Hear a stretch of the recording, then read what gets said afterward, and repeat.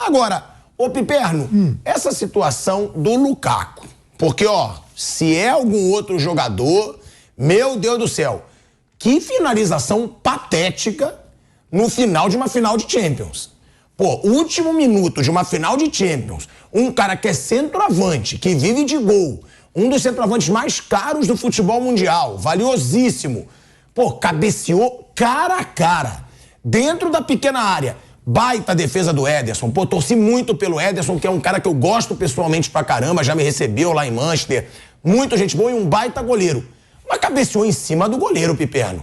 Numa final de Champions, um Lukaku não pode ter essa finalização num lance tão fácil. O Pilardo, eu sou muito fã dele, né? Porque ele é um jogador de uma força incrível, mas também tem técnica, explosão e tal, mas ele vive uma temporada muito ruim. Eu até brincava com o Bruno aqui no final do jogo, parecia o Lukaku daquele jogo Bélgica e Croácia na Copa. O Lukaku, a Croácia só avançou na Copa porque o Lukaku perdeu 4, 5 gols naquele jogo depois que entrou. E hoje ele parecia aquele Lukaku. Não bastasse essa chance que você falou, ainda teve a bola que no meio do caminho bate nele. Quer dizer, ele está em uma fase, ele está realmente muito azarado, né? Agora, só, enfim, retomando uma coisa aqui que vocês disseram, assim, o City, ele já impôs uma hegemonia muito impressionante no futebol inglês. É um futebol de muitos clubes ricos, enfim, bilionários e tal, e o City ganhou 5 das últimas 6 ligas. Eu acho que, a não ser que aconteça alguma coisa, enfim, surpreendente, alguma lesão muito séria de algum jogador fundamental, né? Eu tenho a impressão que na próxima temporada o City vai ser mais favorito na Champions do que ele foi agora. Porque vai acontecer um negócio, assim, um fator muito comum aos principais rivais dele. Real Madrid, PSG, o próprio Bayern de Munique e tal. Todos esses grandes clubes, eles estão passando agora por reformulações, perdendo jogadores importantes, né? Então o Real Madrid perdeu o Benzema, o PSG perde o Messi, talvez o Neymar saia, o Bayern de Munique mudou tudo agora e tal, mudou técnico, vai mudar, enfim, mudar jogador. Mas aí também vão contratar pesado, né, Pepe? Não, então, mas o City sai mais pronto, ele sai muito mais à frente do que os outros. Aí você vê, o Real Madrid ainda manteve o técnico, mas o PSG muda, o Bayern de Munique mudou faz pouco tempo. Então, isso, veja, e você tem do outro lado como grande rival um gigante como o Guardiola. Quer dizer, o Guardiola, com um grupo que ele montou, que ele conhece bem, que ele vai lapidando a cada temporada e que já não tem mais a pressão do primeiro título. Então, da mesma forma que a gente viu recentemente o Real Madrid ganhar 3 títulos em sequência, 4 em 5 anos, eu acho que não é um absurdo imaginar que o City possa impor esse tipo de hegemonia também. E ó, a gente falou de uma possível hegemonia do City, eu concordo com o Piperno, principalmente porque eu acho que tira essa pressão também.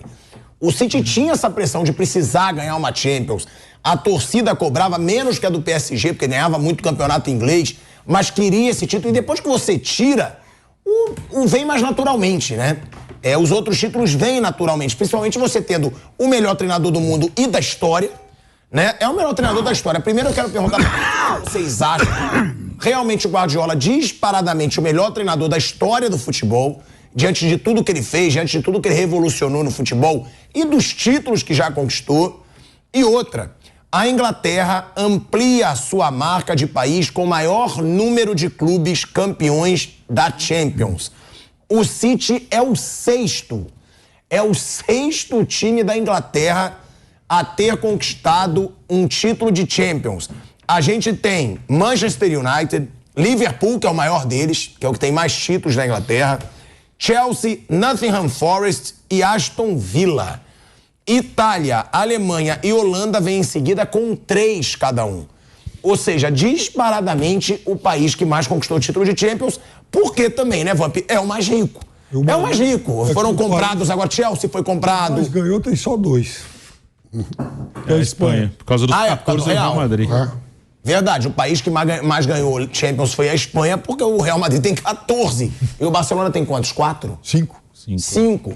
Então são 19. Mas é o normal, né, Vamp? Porque é o futebol mais rico do mundo. Então, provavelmente vão vir mais títulos pro futebol inglês.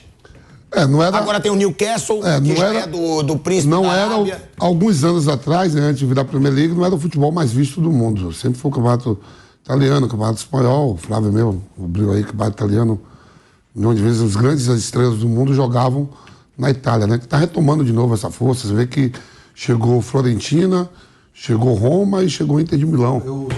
Os 3 títulos e a Itália vice nos 3. Nos 3, quer dizer, a Itália nos últimos anos nem estava chegando, né? E aí você pega o City, o Flávio deu aí, eu estava calculando aqui, quase 900 milhões por ano. 900 milhões de euros, gastando por ano. Desde quando voltou aí o Pepe falou, foi para a terceira, foi voltando, né? Deu isso tudo. Né? Mas não é só o City que tem dinheiro. Você pega o seu rival, o United não sabe onde gastar dinheiro. E contrata e vai. Para mim, o Guardiola, está entre os 3 maiores de todos os tempos, junto com o Ferguson. Né? Alex Ferguson, que era do City, ou do United. Não, mas calma aí. De melhor treinador, o Guardiola é bem melhor que o Ferguson. Não, mas o Ferguson já passou. O Ferguson, no auge dele, ganhou isso tudo aí que o Guardiola tá ganhando. Eu sei, mas não com o futebol que o Guardiola sempre mostra em todo clube que ele vai. Não, o Guardiola também, foi foi pro Bayern de Munique, fez o time jogar, ganhou o título. O Bayern de Munique deu de mão beijada esse ano o título pro Borussia Dortmund. O Borussia Dortmund falou, não quero. Quero que você continue sendo campeão. Né? Ganhou com o Barcelona. No Barcelona foi 2 vezes ou uma campeão? 2, né? 2. O Guardiola foi 2. Então, quer dizer assim, não, ele pra mim tá entre os 3 maiores da história. Pra você não é o maior ainda? Eu acho que ele com o Ferguson fica pau a pau. E aí, do que eu vi, tô falando que eu vi, que teve lá, teve futebol antes que eu não vi, e junto com o próprio Ancelotti, que conquistou bastante também. Pra mim o Guardiola é o maior da história, o melhor da história também. Flávio, Bruno, Piperno, é o melhor da história o Guardiola? Pra mim, sim. Eu coloco como o melhor pelo que o time dele joga, pelo que... O Guardiola já montou as equipes dele de diversas maneiras. Ele joga hoje, teoricamente, com 4 zagueiros. Ele já jogou no Bayern sem zagueiro nenhum. Aí já jogou com lateral no meio, já jogou com lateral ponta, jogou sem centroavante, já jogou com centroavante e sempre um jogo bonito, propondo e muito vencedor. Tem até uma estatística, o Vampeta citou bem, o Ferguson. O Ferguson, ele ainda é o treinador na história com o maior número de títulos. Qualquer título, né? Juntando qualquer título. Os mais importantes, os menos importantes, 49 títulos. Aí o Guardiola hoje chegou ao seu 35º título. Ele iguala o Mircea Lucescu, o romeno que dirigiu o Shakhtar Donetsk há muito tempo. Só que o Ferguson conquistou 49 títulos em 39 anos de carreira. O Guardiola conquistou 35 em 14 anos. Né? Então... Depende, não sei quanto tempo ele vai querer ter de carreira, mas vai acabar... E o Ferguson também, Bruno, tem um negócio assim também, ele ficou num clube só, né? Ficou Manchester United, quase todos esses títulos no Manchester United. Um clube só. Agora, no comecinho antes de você começar, a gente vai para um break na Rádio Jovem Pan, seguimos no YouTube. Pode falar. Só complementando, o quinto nessa lista é o Felipão. Que mais ganhou. 27 títulos. Tudo título, sim. Na virada do ano, eu comprei lá na Inglaterra uma edição especial da World Soccer com os supostos 100 maiores técnicos do mundo. Aí eles têm um ranking lá e tal, né? E dos 5 melhores lá, né, que merecem as reportagens especiais e tal. Aí tem o Guardiola, tem o Ferguson e tem o Rinus Michels. E o Cruyff também aparece nessa lista. Eu estou testando isso porque eu sei, por exemplo, que o Flávio adora o Rinus Michels. Eram outros tempos, menos campeonatos e tal, né? Mas também não vamos esquecer que o Michels ganhou a antiga Copa dos Campeões com times holandeses. Tinha o Cruyff em campo como líder. Aliás, com a Ajax. A última final que a Inter tinha perdido foi em 72 pro Ajax do Cruyff, e o Cruyff fez 2 gols na final. Então, e depois o Rinus Michels montou o carrossel e mais tarde, em 88, ele ganhou uma Euro. Então não tinha tantos títulos, ganhou muito Holanda, menos. A Euro, né, contra a Alemanha. Exatamente. Mas assim, o do Van Basten. Eu acho que em quantidade e tal, enfim, o currículo do Guardiola vai ser de longe, mas vai bater fácil qualquer um outro, caso ele queira prolongar a carreira dele. Mas assim, a gente não pode descolar o trabalho desses caras do contexto, né? Então eu acho que assim... Até porque eles inspiraram o Guardiola. Exato. Aí, o Guardiola... a gente não... O que é Piperno. Se inspirou no que tinha com Piperno, a gente não pode esquecer, ó. Falando Liga dos Campeões, a gente não pode esquecer o Milan do Arrigo Sacchi, cara. Atropelava todo mundo. Excelente time. Atropelava mais até do que esse City aí.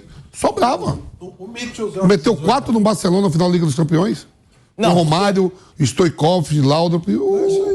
Não, o que eu acho que o Piperno falou, que é verdade, passando pro Flávio, é que esses caras, eles começaram. A gente fala que o Guardiola é um revolucionário, mas ele é menos revolucionário que o Rinos Mitchells, que o Cruyff, porque eles fizeram antes do Guardiola. Mitchells, ele... Flávio, eu vou te passar que a gente tá entrando em 15 Vai segundos lá. aí Vamos na lá. Rádio Jovem Pan, já passando pro Flávio Prado, sobre isso.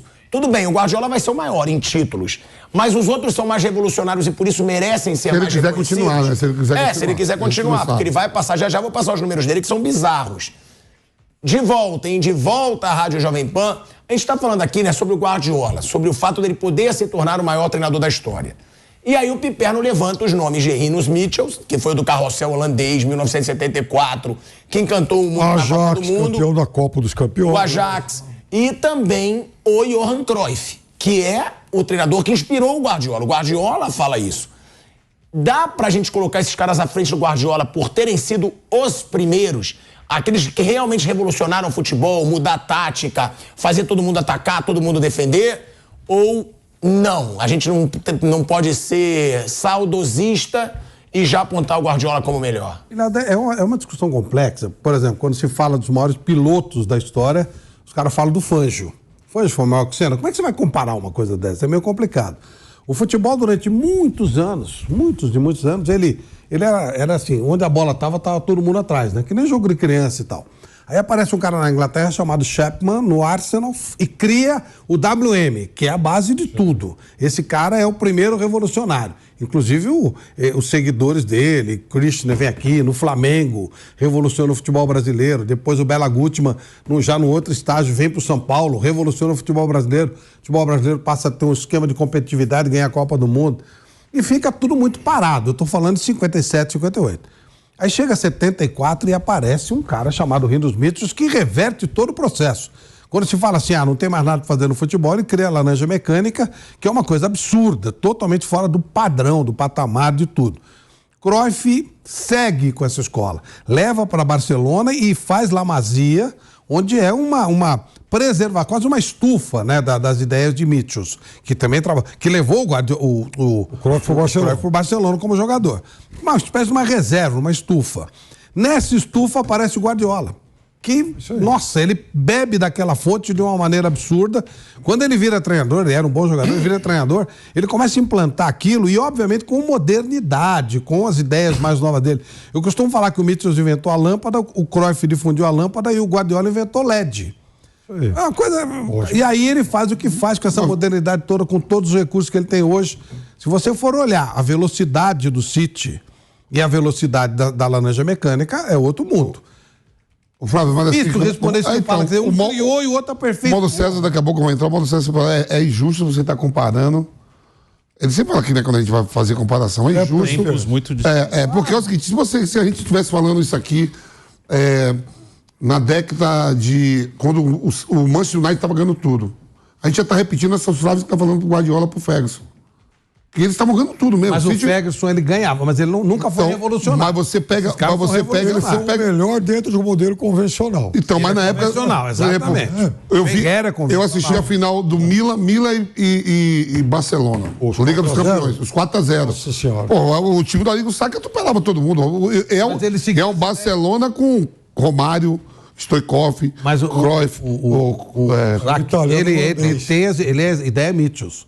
É a filosofia Mitchells. Então, ele trabalhava isso. Ele já é mais um que bebe da fonte do Mitchells. Por isso que é um cara assim que realmente cria coisa diferente, né? Cria coisa nova. É possível que se não tivesse existido o Rinos Mitchells, talvez a gente hoje não estivesse falando do Guardiola. Aí tá falando de estilo de jogo, eu tô falando já de conquista, porque você vê que levou 13 anos depois para ele conquistar. Sim. 13 anos, ele ganha com o Barcelona, ele trabalha no Bayern de Munique, não consegue, e vem conseguindo o City. Você tem um cara que o Guardiola tira o chapéu para ele, respeita pra caramba, como revolucionário, como dono de ideias brilhantes, que é o Marcelo Bielsa, e com pouquíssimos títulos. Agora sim, ó. É um revolucionário. Agora sim, quer ver? Tirar esse cara desse time. Agora sim, quer ver? Agora todo mundo fala assim, ó. Mas com dinheiro. Se você der o Paris Saint-Germain, e não deixar o Guardiola trabalhar em paz, tranquilo, vai levar uns anos, mas vai ganhar. Pode ganhar no primeiro ano. Exatamente. É que o Paris Saint-Germain, você vê que eles agora passado em números de títulos francês, ele agora é o maior, né? E os caras estão cobrando, o Paris Saint-Germain é de 1970, cara, é 4 anos mais velho do que eu. Sim. 70, eu nasci em 74. Já no City não tem essa pressão. Se o City perde hoje, a torcida do City não ia ficar infeliz com a temporada.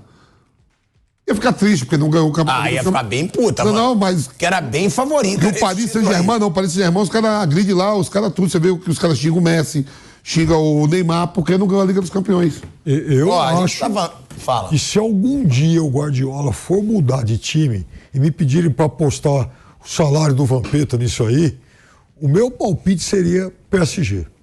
Quer dizer, ele já trabalhou em 3 centros importantes, ganhou tudo e tal, né? E o outro grandão gigante que precisa de um cara como ele é o PSG. Será que deixa dele Gigante não, né? O outro bilionário, porque gigante o PSG ainda não é. Continuando aqui, né, sobre essa situação do Guardiola.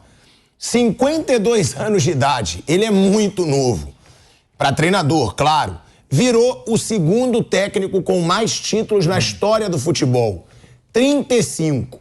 Agora, os números são os mais impressionantes. 821 jogos, 600 vitórias, 123 empates e 98 derrotas. 78,1% de aproveitamento. 2.049 gols marcados, 2,49 por jogo.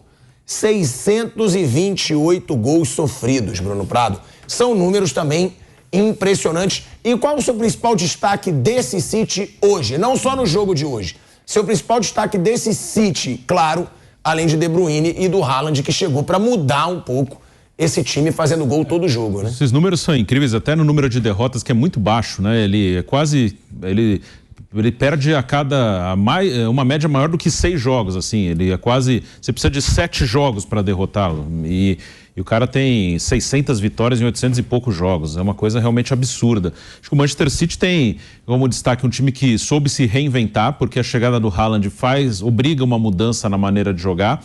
Ele passa a ter um centroavante que não participa tanto em outros aspectos do jogo.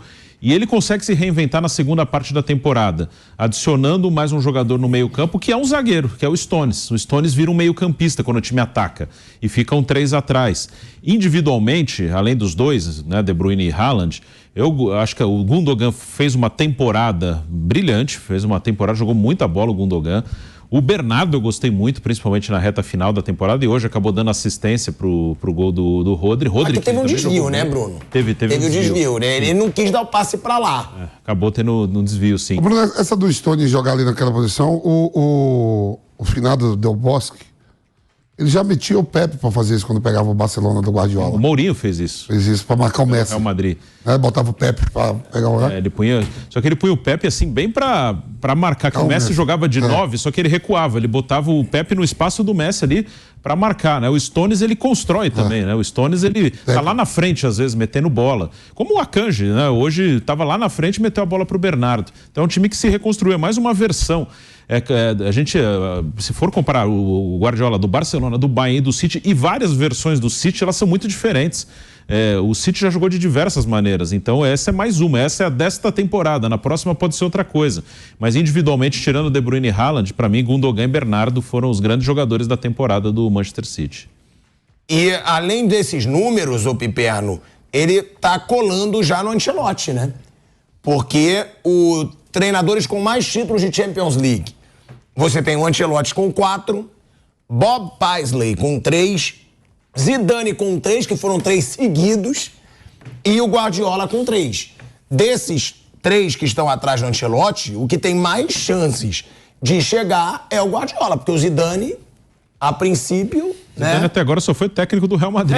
O Zidane, por enquanto, não tá empregado, não fechou por nenhum clube. O Zidane vai ser aquele cara que um dia vai ser meu prêmio de melhor aproveitamento da história de Champions, né? É surreal. Porque ele trabalhou poucas vezes. Mas quando trabalhou, ganhou 3 e ainda foi semi e tal. Bom, mas eu acho que o Guardiola vai, do ponto de vista estatístico, superar essa turma toda, não tenho a menor dúvida em relação a isso. E o que a gente vai daqui a pouco discutir, daqui nos próximos anos e tal, é o papel dele dentro da história. Que ele foi capaz de criar, qual vai ser o legado dele e como é que as ideias dele vão ser absorvidas aí mundo afora, né? E é muito melhor, eu insisto muito nisso, quer dizer, que a gente tenha como grande influenciador alguém revolucionário do que mais um retranqueiro, conservador e que por alguma circunstância especial ganhou muito, mas que não vai deixar realmente nenhum legado para a evolução do jogo. Agora, a gente fala muito, né, de vaidade no meio do futebol. Somente esses caras que têm um nome, quero ser o maior, quero ser o melhor. Flávio, você falou que o Guardiola tem uma mentalidade de parar cedo, que ele não quer ficar anos e anos, vai ver tendo esse estresse todo, essa pressão toda, é muito trabalho. Agora, o Guardiola, ele tá a uma Champions de igualar o Ancelotti. Você acha que isso pode colaborar para que ele tenha essa busca? Não, vou continuar no City, que aqui eu tenho mais chance de ser campeão. Isso pode mexer com o Guardiola? Você que disse que no livro dele, ele diz, quero parar cedo.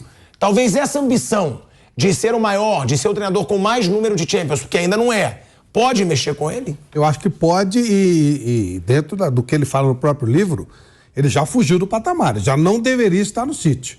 Eram 3 anos, 3 anos e 3 anos. Uma seleção e parava. Isso daria o quê? 12 anos de carreira, ele já tem 15. Então, claro que pode pegar. Eu não sei se a palavra é ambição, ou sei lá. Mas a verdade é que ele tem ficado. Ele gosta muito do que ele está fazendo. Não deve ser fácil parar, né? Parar e assim, nessa condição, Mas você acha que tem risco dele encerrar o contrato, que é no fim do ano que vem, né? É no meio de 24, Você acha que tem o risco dele encerrar o contrato no meio de 2024, não renovar com o City e querer pegar uma seleção? Em tese, já deveria ter feito isso antes. Ele tem muito medo de ser vencido porque não tem saco de fazer a mesma coisa que ele faz. Que ele é intenso pra caramba e tal, né? E aí ele já vai estar com 53 anos, com vários títulos. Eu estou baseado naquilo que ele fala no livro, mas as coisas são dinâmicas, né?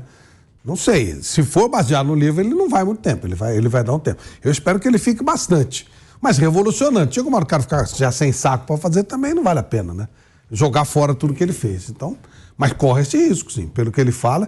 E ele fala mais de uma vez, o Bruno leu o livro também, ele fala mais de uma vez que a ideia dele é parar cedo, curtir, viver bastante e tal.